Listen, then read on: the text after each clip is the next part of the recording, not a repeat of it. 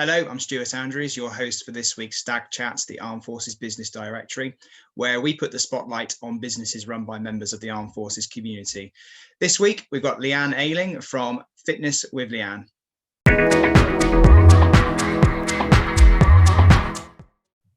Hi, Lianne. Thanks for joining me this morning. To get started, can you give us a bit of an introduction about yourself, who you are, and give us a bit of background? Yeah, so I'm Lianne. I've been a PT and fitness instructor now for 13 years. I've been married to a soldier for 10 years. I was also the daughter of a soldier as well. So I'm very much in the mix of military life, and I have been all throughout my life. So that's in a nutshell who I am. Excellent. And obviously with your military background, have you been over the last 10 years, have you done lots of postings? What's your favourite posting been? So yeah, we've done Catterick, we've done Colchester, we've done Brunei. I'm now in Larkhill. My husband's actually posted in Devon at the moment, but he'll be moving back to Larkhill soon. So we've done a few postings. I would say, not Devon, Brunei was definitely the best posting, the most interesting and Excellent. Okay, so and in terms of the business then, could you give us a bit of an overview about what the company is and what you do for people?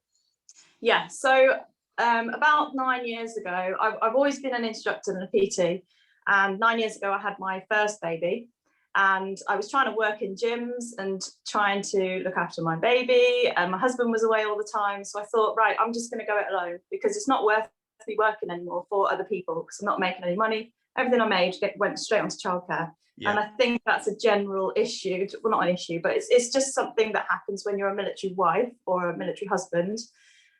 You just struggle for childcare because it's so unpredictable, the life that you lead.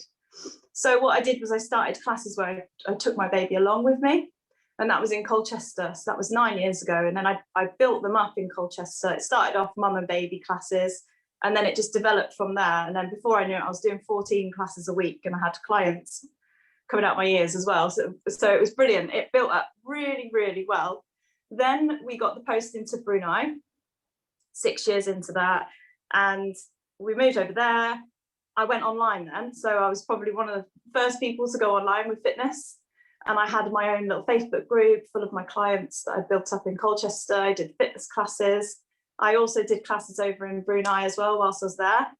So we did lots of community events, lots of charity events and things like that. Then the pandemic hit, and then everyone seemed to rush online then. So that was then my chance to really boost my business. And that's what I've done over the past year. It's developed into what it is now. I've actually got my own app now, and business is doing really well. We do lots of live classes, we do lots of on-demand classes. So that's where we are now. And so you've now developed it on from being just being an online community into having your own app as well. I found this absolutely fascinating. So yeah. Tell me more about that, and what made you decide to build your own app, and how did you go about the technology behind it, and how did you get it out there? I was very lucky in the end I found it's a friend of a friend that I got in touch with, and he's developed it for me and made it all for me. Basically, he's taken on the technology side because I am not good with technology. Okay. I've always wanted to have an app. So since when I left Colchester to Brunei, I thought the best way would be to have an app, and then I was looking how to do it, and it just blew my mind really how to do it, and the money cost of it as well was ridiculous back then to me. Came across a friend of a friend, and then that's how it happened, really. But I was very, very lucky in who I found to help me with that. Excellent. Put it that way. And has it been well adopted by your community? Have they taken it? Have they taken it on board? Have they embraced it? Absolutely. Like, everybody loves it because it's just so easy. It's moving with the times, isn't it? Whereas before we were all on Facebook group, whereas now they just log onto their phone or their iPad, click straight into it. They're in there. They're either doing a class with me or they're streaming something that's been recorded. So yeah, it's actually brought on more people as well because it's an app. Yeah, and I suppose the path of resistance is just the barriers for people to engage with you are just coming down rapidly, aren't they? Because you're making it so simple for them to get involved. Yeah, that's what I found with any kind of business that you run. That's what you need to do. You need to knock the barriers down so that people can get to you. Yeah, I've learned a lot over the past year, definitely, with that. And it's been a really, really interesting journey for you, from what I'm hearing. So what's your proudest moment? Because obviously you've had lots of successes by the sounds of things, but what's the one that you're most proud of? So the best moment recently was when I was able to provide a chair-based workout for a care home. Oh, I saw that on your Facebook feed. It was lovely. Yeah, a friend reached out to me. She's working in a care home. She said, would you be able to do this? You're the first person I thought of. So that alone, I was like, oh, wow, I can't believe she thought of me to do that. And that was honestly just such a nice moment. I felt really teary at the end of it. And so what's the most surprising thing that you think you've learned over the last few years?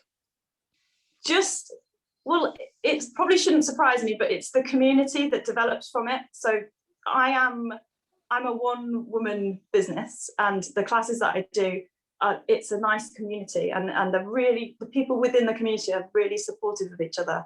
And it shouldn't surprise me really, but sometimes it does. Sometimes I look and I think, wow, that's just really nice. It's just, wow, like they're supportive of each other. It's just a lovely, lovely community. And someone the other day said to me, I'm really happy with what you've got here. We're like a little bubble. So it's a supportive fitness bubble that we've got going on, because I do a support group alongside the app. So everyone's in there and they're all cheering each other on. Excellent. So yeah. And then this is a lovely, I suppose, side effect of what you do, isn't it? Not only you're helping people with their physical health, but also I would imagine that you're having a significant impact on people's mental well-being too. Yeah. So at the moment, I am a PE teacher, but at the moment I teach well-being within a secondary school nearby. And so as a mum, firstly, then as a wife to a husband who's in the army, and my father's in the army, I know how important mental health is.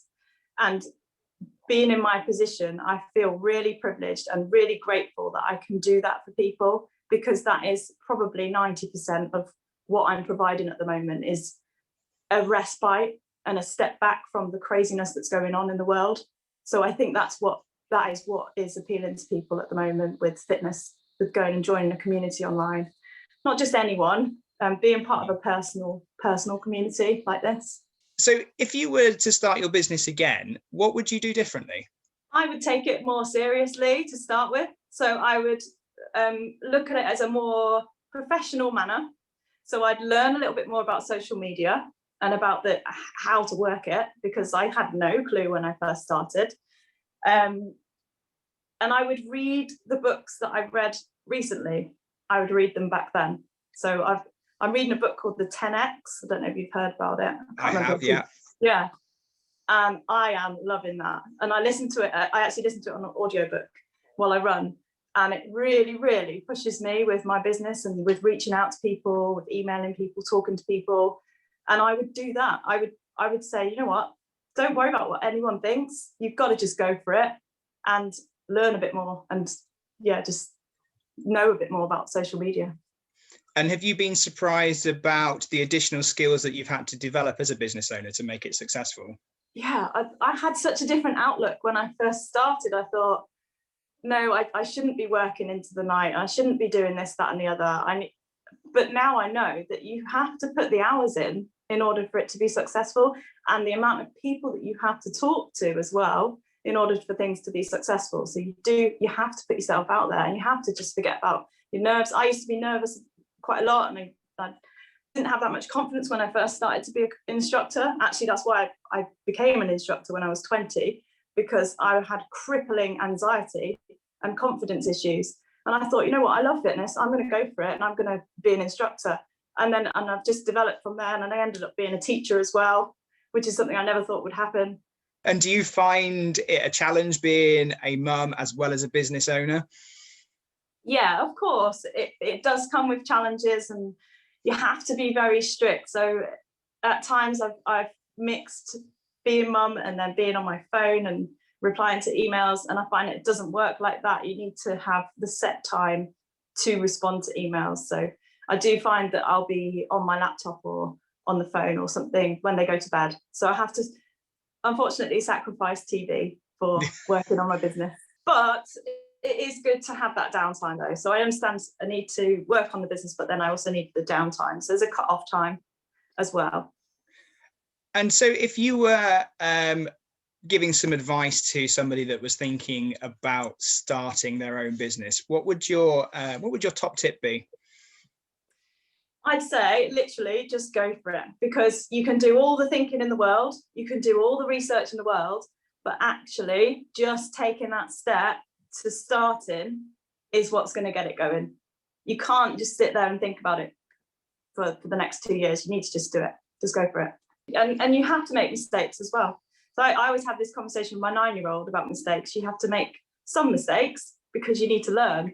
And of course, everyone's going to make mistakes all the time, but you learn from them and you develop, and ultimately you end up with what is a good business then, I believe, personally anyway. And so finally, Lianne, where can people find you? So the app is available on any app store. So that's called Fit with Lianne, because we couldn't fit the fitness in. And and then I'm all over Facebook with Fitness with Lianne. You can find me on Facebook. And I'm on Instagram as well. And my website is www.fitnesswithlianne.com. And it's live classes. So I do live classes. I do about 5 or 6 live classes a week on a regular timetable, usually. Half terms and holidays, we reduce it down usually. And then everything that I do live is then available on the app to do any time that you like. So whether you want to join in live or you want to just have it on demand in your own time, then it's available. And it's all, at the moment, it's £10 a month to join. Well, thank you so much for sharing your journey. As I said, right at the beginning of the interview, I was really fascinated to find out how you've got to the place where you are, because from what I can see, it looks like it's a thriving, really valuable business and a real valuable part of the community where you are, and obviously wider afield as well. So yeah, really grateful for your time. So thanks ever so much. You're welcome. Thank you for having me on as well. Thanks for watching. Join us next week for another episode of Stag Chats, where we'll be talking to a business owner and getting some insights on what it's like to run a company as a member of the Armed Forces community. In the meantime, stay safe and we'll see you soon.